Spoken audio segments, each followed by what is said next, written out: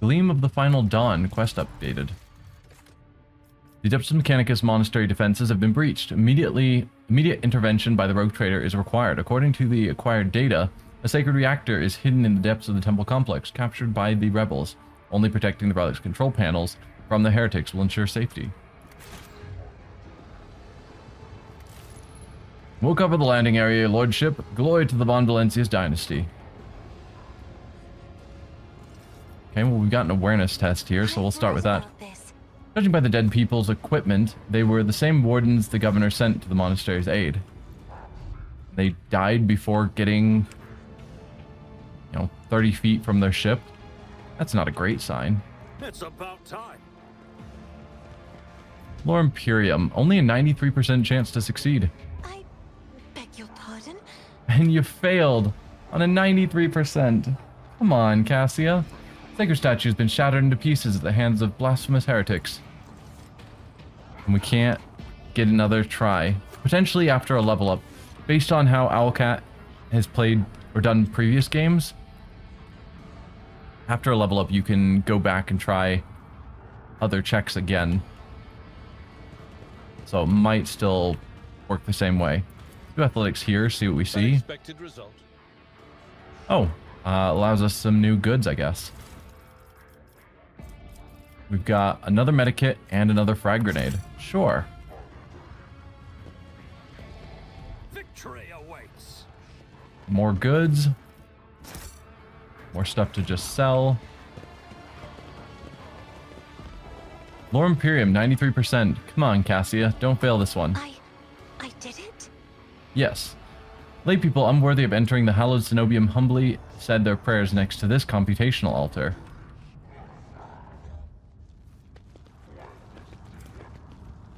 Okay, we now have 3 sets of giant stairs. Oh, this one has a thing to check out.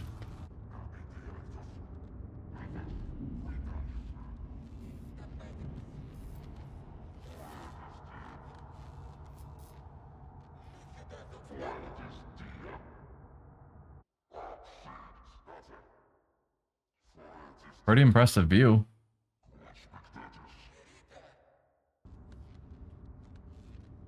Okay. None shall stand in my way. We can open the gate with that control.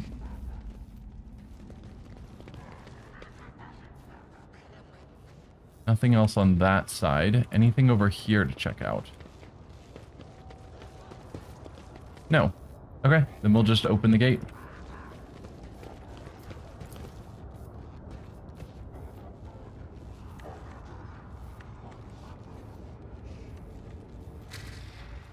The binaric hymn awakens the gate's latching machine. Follow my lead. So we're looking for Pascal's mentor as well as the Interrogator is supposed to be here somewhere.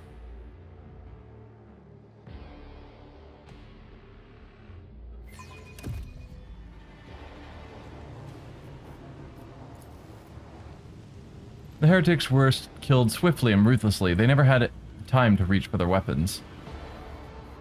Well, I don't mind heretics being killed. I want to find the good guys, though.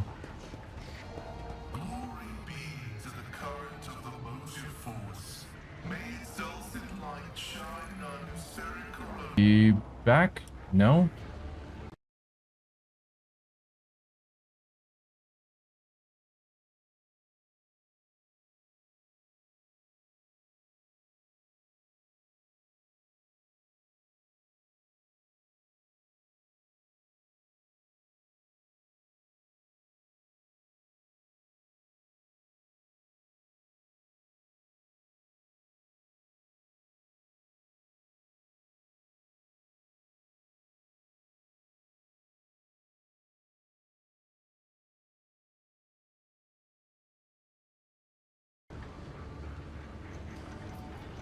Hold on a moment.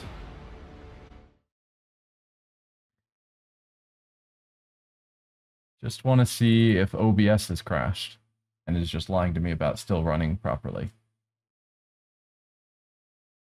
No, it looks like it's still recording. Why is Twitch unhappy?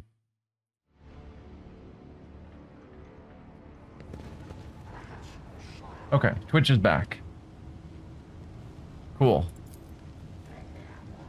Mercifully quick electric shock was not what killed this cultist. His face is contorted in pain as if he was tortured. Let's check out this giant machine up front. You know, the wire junctions are often marked with the symbols of the key that appears... of a key that appears to connect two lines. We've got a path this way, or a path that way. They seem roughly equivalent to me. This one has bodies. This one does not. So do I follow the path of bodies? We'll go the other way. We also saw some loot this way. Okay, we can go through a door on this side. That looks dangerous.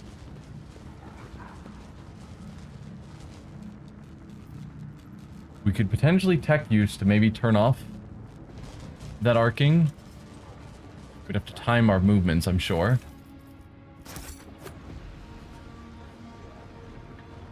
Alright, let's go through this door first. Or examine this body first. There are no wounds on the heretic's body, but his face is contorted in terror, and his eyes are bloodshot from ruptured vessels. Are we gonna get shocked trying to open this door? Oh. I'm not satisfied with that answer. I will repeat my question again. The last electro priest you killed, where did you find him? Burn in the fire of dawn, servant of the corpse emperor! Another one meets the limit of his utility. The last of them.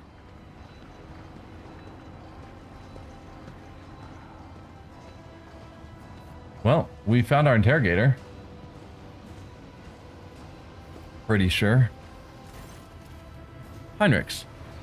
The tall, dark-haired man sizes you up with a quick glance. A supernatural chill is making the air around him crackle softly.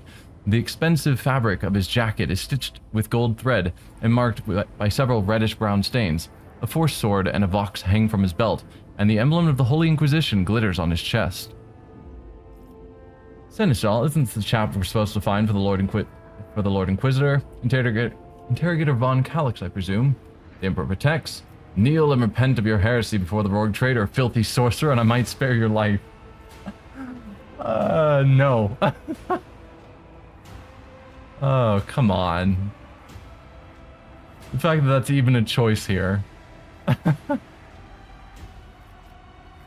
Also, isn't this the chap we're supposed to find? It just sounds so nonchalant when we're dealing with a member of the Inquisition. Interrogator von Calix, I presume? Yes. Well, since you know who I am, and are in no hurry to kill me, I infer that you serve the Emperor, not his enemies. Allow me to introduce myself. Interrogator Heinrichs van Kellogg's of the Imperial Inquisition's esteemed Ordo Xenos. With whom do I have the pleasure of speaking? Okay, so he's with the Ordo Xenos. So there are, to my understanding, just 3 Ordos of the Inquisition. Ordo Xenos, which is, their job is specifically hunting down Xenos aliens. They don't deal with heresy and demons, which is Ordo Hereticus and Ordo Malus, I believe. So we've been dealing with a lot of heretics and a lot of, well, not a lot of demons, but we've dealt with demons, and demons seem to be the direction that our story is going, heresy and demons. So he's not really looking into the things that are currently concerning us, which is interesting to note. Rogue trader Ignatius von Valencius. Oh, I guess I didn't read the rest of his quote. The man turns away slightly to clear his throat. The room starts to get noticeably warmer. Then, Rogue trader Ignatius von Valencius. Von Valencius? To the best of my knowledge, that dynasty is headed by the esteemed Theodora von Valencius. Has there been a change of circumstances? Heinrich watches your expression closely. I see you take no end of pleasure in your job. I've barely introduced myself and I'm already being grilled. Theodora is dead, slain in battle by enemies of humanity. Can this conversation wait for a better time? I'm here on the Lord Inquisitor's orders to see to his acolyte's safe and timely arrival in footfall. Now we'll give him the answer. Theodora is dead, slain in battle by enemies of humanity. I don't know if I'd necessarily say she was slain in battle. She was killed at her desk. But sure, slain in battle by enemies of humanity. The news is lamentable. My condolences. And I presume the heir to the sacred warrant of trade and the lofty title of rogue trader is none other than yourself. Well then, what precisely has brought you to the sanctum of the Omnissiah? I'm here to collect you. I'm under orders from the Lord Inquisitor to offer any assistance you may require, after which I'm to provide you safe passage to footfall aboard my ship. Or point to the corpse. What did you do to him? I mean, he was definitely using psychic powers, so he's a psyker of some sort. But no, I'm just going to give him the straight answer. That we are here to aid him, and then provide him passage to footfall. Then the timing of our meeting is fortuitous. I am requisitioning you and your retinue for my task. Heinrich ruminates silently on what you've told him. Then he makes a of satisfaction and says, so we show up here like, hey, we're supposed to collect you and get you to footfall. And he's like, no, you're going to help me deal with this whole situation first. Which we were kind of already planning on doing anyway, so I guess it's fine.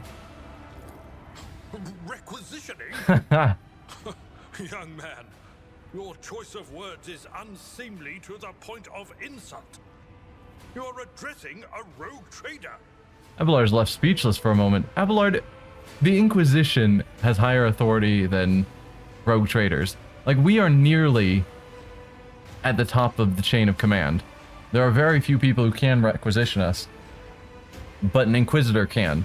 He's an Interrogator, which is lower rank than an Inquisitor, but we got orders from an Inquisitor to help the Interrogator, which means to some extent he can requisition us. Even though, as a rogue trader, we have tons of power, we're not going to go against the Inquisition.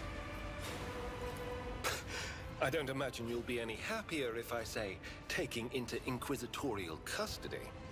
Heinrich casts an apprehensive glance at Abelard. To aid his faithful servant in the fight against corruption is the solemn duty of all whose actions affect millions of the Imperium subjects. Let your example guide those who will carry the Emperor's light across 1,000 stars. Yep. You are familiar with the works of Inquisitor Alistar the Redeemer.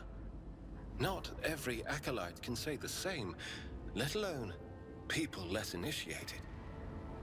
Please forgive my lapse in manners, Lady Navigator Orselio. It is a great honor. Heinrich arches an eyebrow, examining the coat of arms on Cassia's clothes. So she was specifically quoting the writings of an Inquisitor. Ha! She is definitely well read. I came to Rykad Minoris on a mission, which a rebellion prevented me from fulfilling. The governor is convinced that malcontents from among the rabble were the instigators, but I immediately suspected a more sinister presence at the root of the mutiny. My visit to the monastery and a few unhurried conversations with some of the rebels confirmed my suspicions. Heinrich glances at the dead body at his feet. I'm still confused. If he's Ordo Xenos, why is he getting so involved in all of this? Because it doesn't... For what we've seen, there hasn't been any sort of Xenos impact on this. It's all just heretics and demons.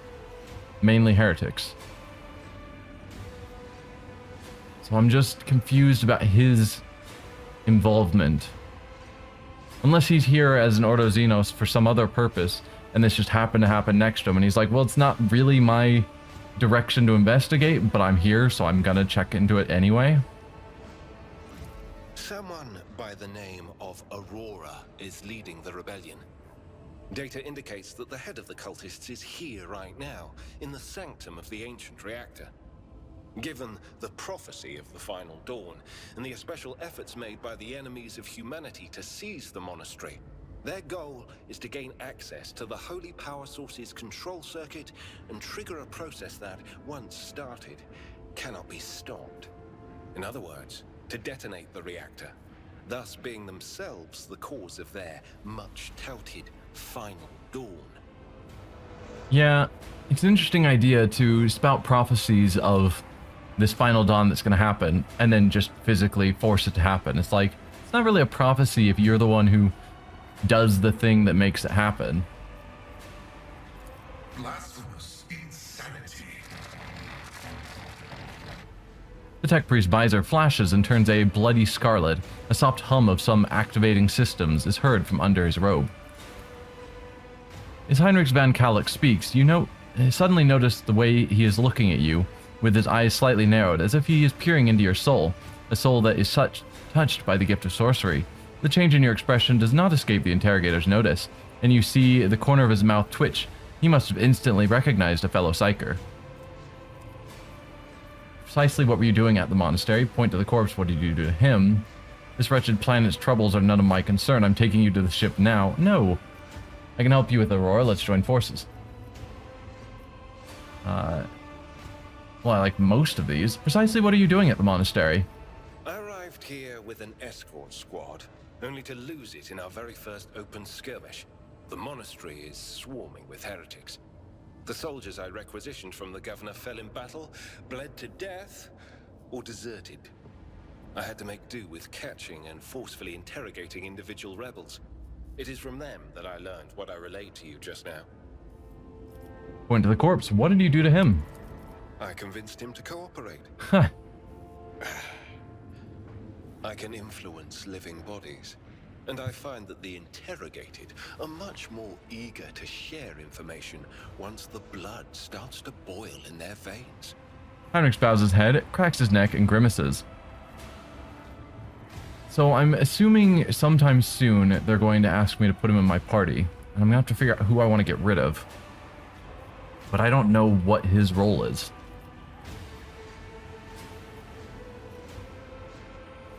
I can help you with Aurora. Let's join forces. Thank you. Regrettably, the governor's people showed themselves to be unprepared for the perils of this place. And extracting blade shards from a person's stomach is beyond my powers. I hope that a rogue trader's retinue will prove more capable than a group of soldiers fresh off the base. The interrogator glances at the limp body clad in the colors of the governor's wardens and sighs briefly. I am positive that not all of the electro-priests within these walls have perished. The heretics spoke of shadows emerging from side alleys to make short work of the cultists invading their abode. I surmise that the entrance to their hiding place is somewhere in the hall near a machine known as the Circular Cogitator. I imagine it's one of the local sacred relics which the electro-priests treat with special piety. Okay. So yes, now we have to add him to the party. But I don't know. Don't like that they do this. Where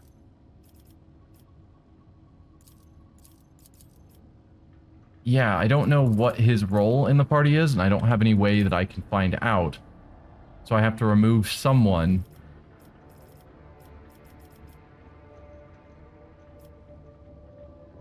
Yeah. I'm gonna quickly look just to see because if he's, another warrior, then I'd get rid of Abelard, but if he's, a soldier, then I might get rid of Argenta, etc.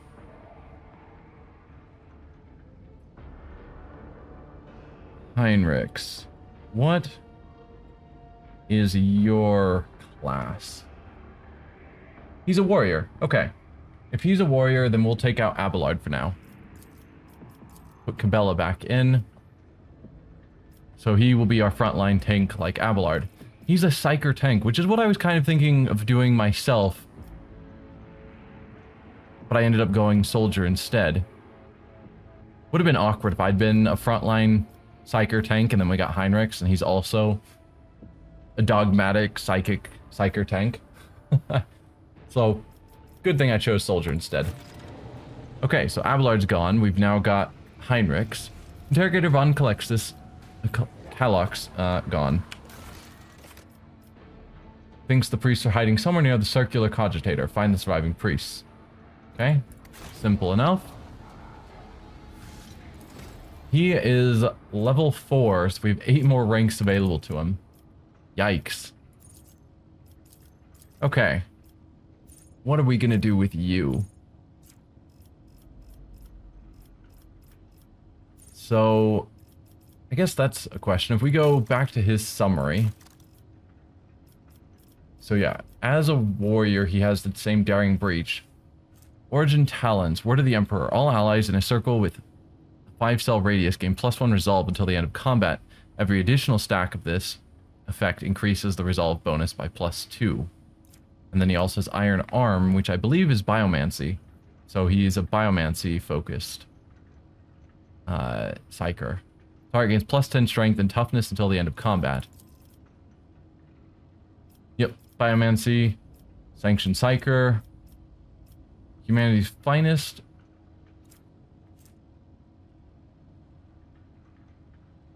Being Imperial world.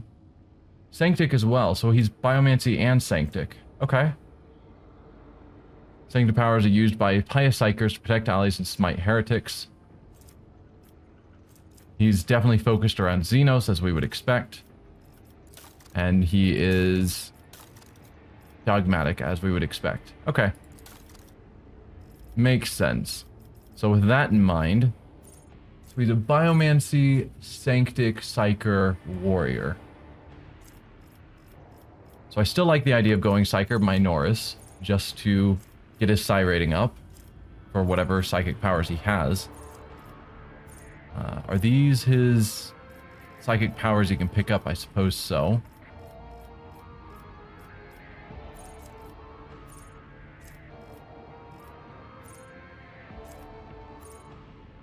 Okay, yeah. So we'll grab that first. So he's going to need good willpower, weapon skill, and toughness as a psyker. Do I boost his willpower or do I boost his toughness to get even numbers? I think I'll go toughness. I assume I'll get the other during these 8 levels I have to give him. That is an absurd amount of levels. Why is he only level 4 when we find him? Like, I'm not going to complain that I get to customize him as I want, but it just seems weird that he's so much lower than the rest of us. Okay, so those are standard warrior things. Versus here, Purge Soul deals from 3 to 6 direct damage. 3 to 6 is coming from what? 4 plus psi rating times resolve divided by 4. Okay.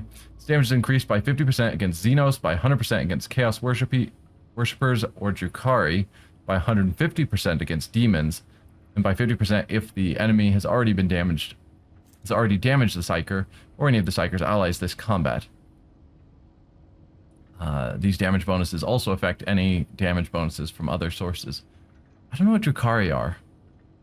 We've seen the word a couple of times, but it's not what I'm familiar with. Power does not affect targets that lack souls. Sure. Shield of the Emperor. Until the start of the Psyker's next turn, all allies affected by Word of the Emperor increase their deflection by +1 and armor by 12%. So he can actually make us as a team stronger rather than just tanking up himself. Cool. I like both of those. This one requires Psyker Majoris, which he's not at yet. Purge Soul, Shield the Emperor, which we don't have. Lie to the Emperor. Also don't have Psyker Majoris. Same requirements. What is stopping you? Psyker Terminus, which is really high up. And then Hammer the Emperor or Lie to the Emperor. So this is a very high level ability. So I like both of those. Then he has Biomancy and Sanctic. We could theoretically pick up another one, but that feels a bit excessive. Enfeeble. Until the end of combat, all targets within the area suffer a -8 penalty to strength and agility, and +5% increase to all incoming damage. So we use this, and it's a burst around himself. that weakens enemies.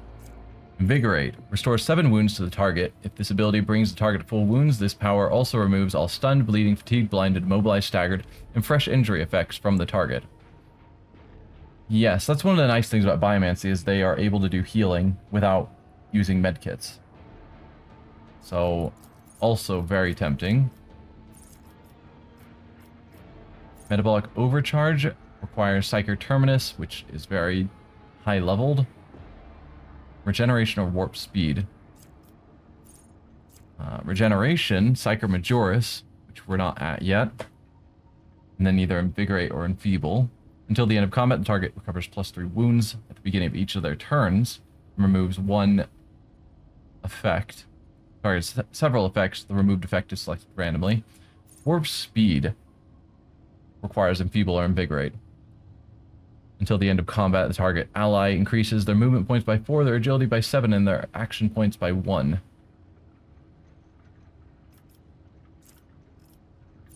I think we'll go with Invigorate. Get him a healing ability. But we're definitely going to grab those at a later point. Skills-wise, you have your focus on Lord Xenos. Not surprising.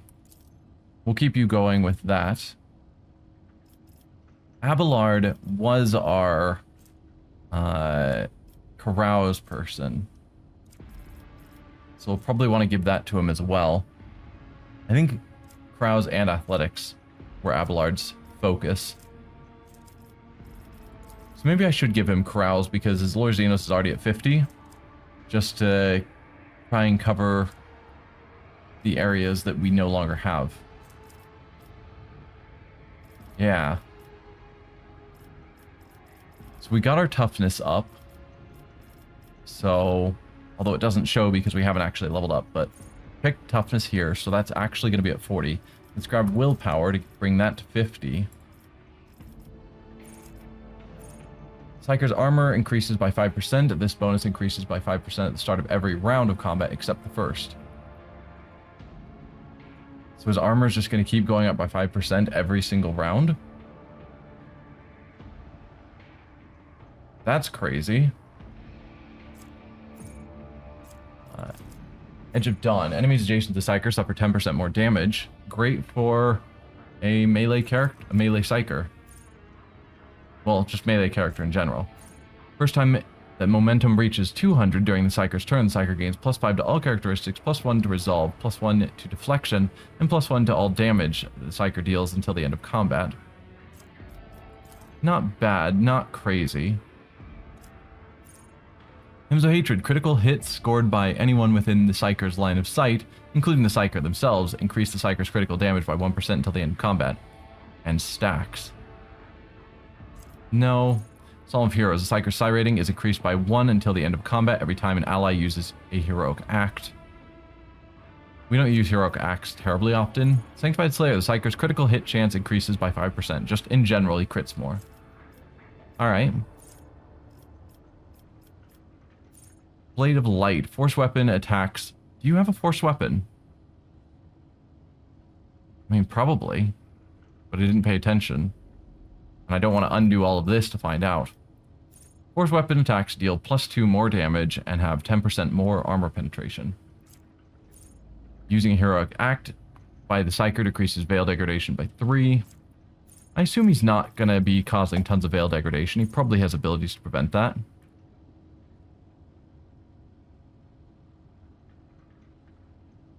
The next psychic power used after this ability will not trigger psychic phenomena. No. Obscured threat. While the Psyker is not in the target's line of sight. Psyker Barrage is for distant attacks, which isn't his focus. Psyker Majoris, when do you pick that up? 14. It's getting close. I think that was here. So that's when he's going to be able to pick all those other cool powers. Psychic powers has a 25% chance to regain AP spent on psychic powers when veil degradation is 10 or lower. Psyker psychic powers have a range increase. We'll mark that one as a maybe. We don't care about more range for him. First psychic power used each turn increases Veil Degradation by 2 points less. If this talent reduces the effect on Veil Degradation to less than 0, Veil Degradation is instead decreased by 1. Psyker's Resolve is increased by 3 while Veil Degradation is 10 or lower. Psyker can use damaging psychic powers while being threatened by enemies in melee range without provoking attacks of opportunity. I don't know if he has damaging psychic powers. I think his, like, Iron Arm to buff himself so that he hits with his weapon harder, but he's not attacking with a psychic power. I don't think. Again, I wish I could look at other things without losing my level up. Adrenaline Surge. In the first round of every combat, all psychic powers of the Biomancy discipline cost one less action point. So he can buff himself with Biomancy cheaper. That's definitely a maybe. All the Psykers' attacks, including attacking psychic powers, now poison enemies. This poison deals 6 toxic damage at the start of each of the enemy's turns. That's cool.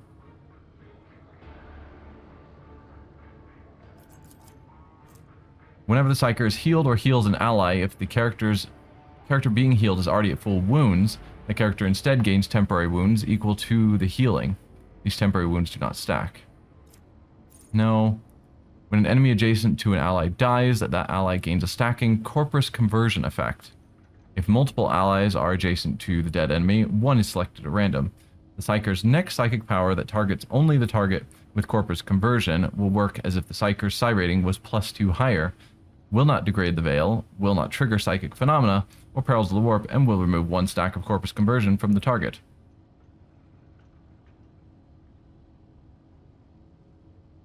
I gotta rethink about what this is doing. So if an enemy dies next to an ally, the ally gains corpus conversion, which means that the Psyker can then cast his psi powers on that ally at a 2 higher psi rating. Okay.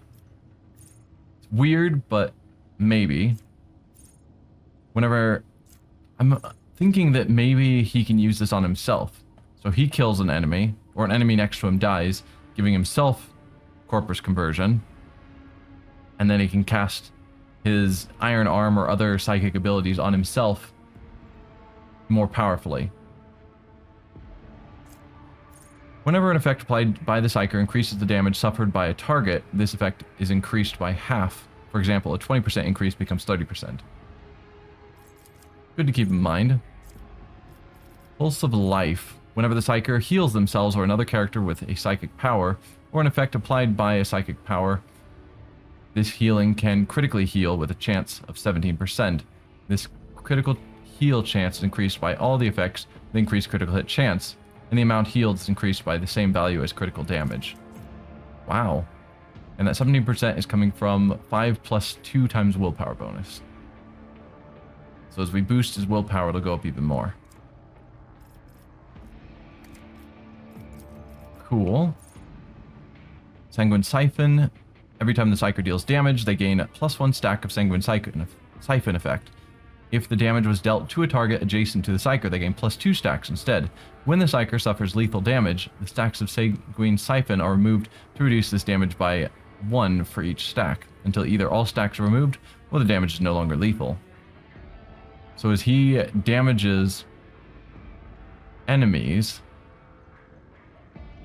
he starts helping himself be less likely to die. Strange Vitality. When Psyker's allies or the Psyker themselves are under the effects of psychic powers, they gain +5 toughness for each such effect. A lot of cool options. So now I have to actually decide which one I'm going to give him. I'm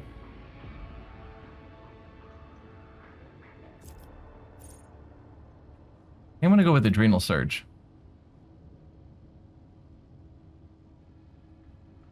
No, I mean, I like the idea of him being able to cast his powers cheaply, but I think right now he only has Iron Arm. Actually, I don't know if that's true. He might have others.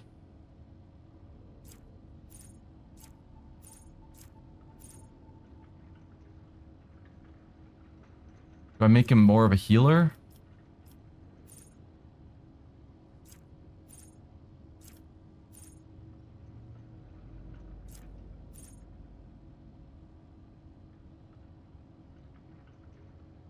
Or do I just give him more armor? Maybe I give him more armor because he's supposed to be our tank. Yeah, we'll go with that to start with. So let's boost his carouse again, because he's our Abelard for now.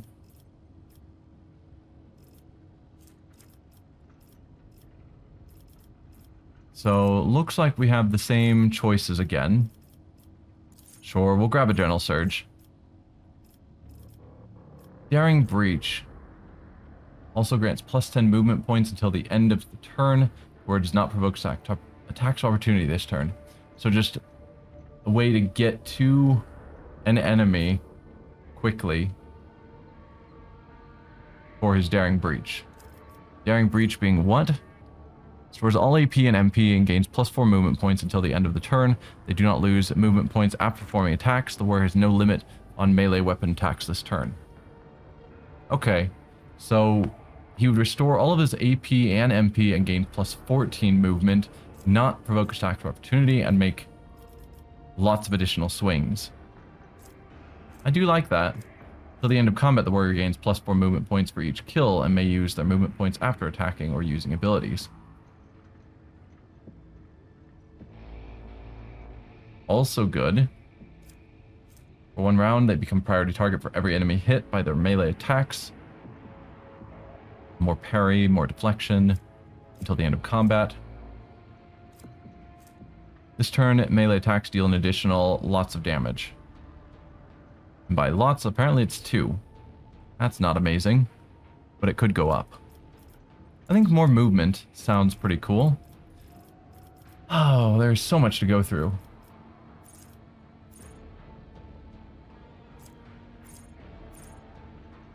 Sure, we'll make you heal better. Potentially a 17% chance to critically heal someone when he uses his healing ability. So we've already boosted his willpower and toughness to whole numbers. Do we go weapon skill? Probably. Just so he is more accurate with his attacks. Purge Soul. 1 AP to do a lot more damage to specific types of enemies. Or Shield of the Emperor.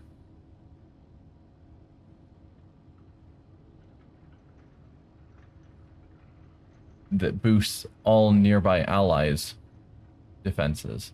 We'll go Shield of the Emperor, have him help out our allies' defenses.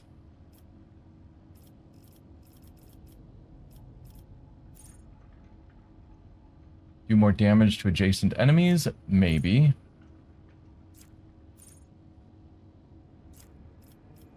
Or give Toxin.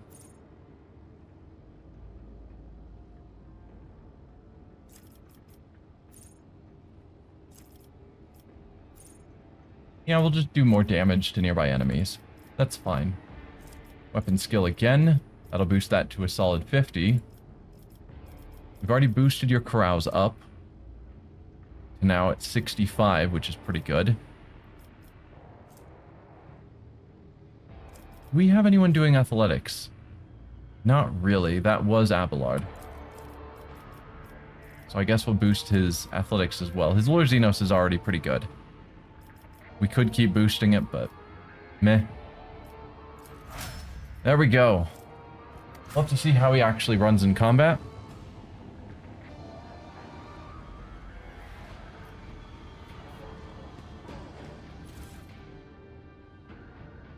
Okay, you have an autogun, which seems like a pretty crappy weapon, and an improved armored body glove. Okay. So the autogun, what do you have equipment-wise? So you do have a force sword. Cool. As well as your biomancer's staff. Which gives you what options? Siphon life.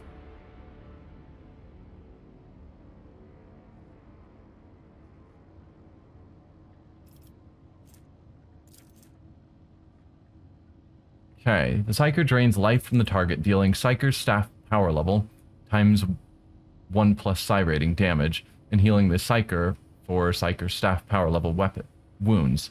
The psyker is already at full wounds. This power instead heals the psyker's ally with the lowest wounds.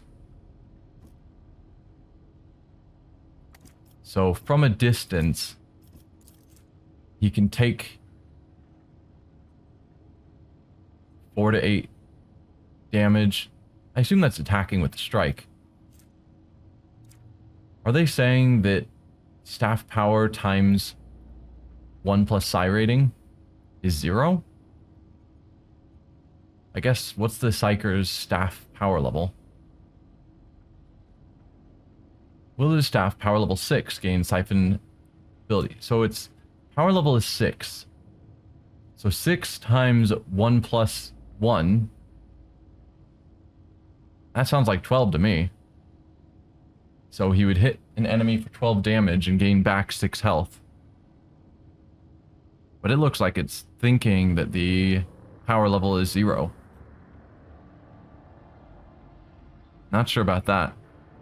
Ability is also available in its Heroic Act and Desperate Measures versions. Power level affects the damage and healing level of this power, and it also gives him plus 10 willpower when it's equipped. He has a basic auto pistol. You should send some of these crappy guns to storage. You can have that auto pistol instead.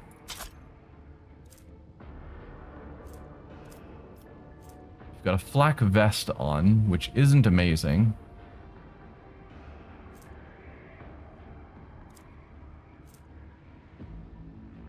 Yeah, we'll give you the improved body glove. It's the same armor, but doesn't have the dodge penalty.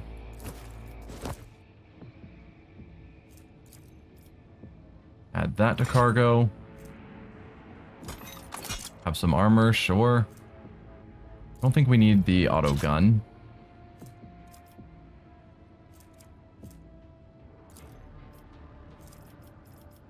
There's a lot of these that we don't need. Okay.